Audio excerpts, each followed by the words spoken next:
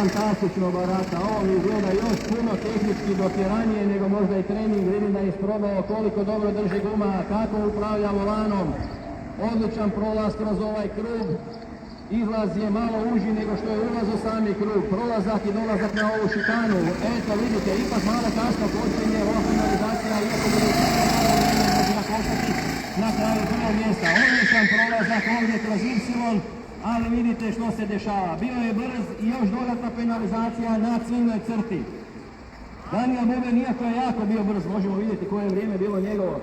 31.42. Ova penalizacija će ga unazaditi, naravno neće biti toliko dobro vrijeme kao što je ovdje, međutim postoji druga vožnja gdje on može svoj plasman sa tom vožnjom poboljšati.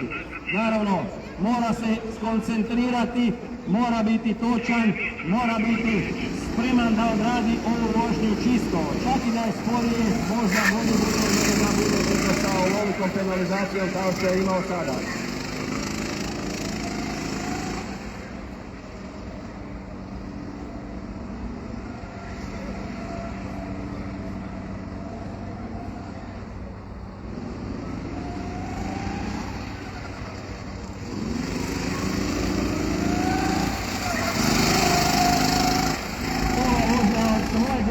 Uspala je kako treba, hoće li stati, bravo, fantastično je prošao i ciljem zaustavio se na vrijeme, odlično vrijeme, evo vidjet ćemo ovdje 31.15, još je brzo, ali ovog puta ako su suci dobro vidjeli, mislim da je ovdje bilo čisto, naravno.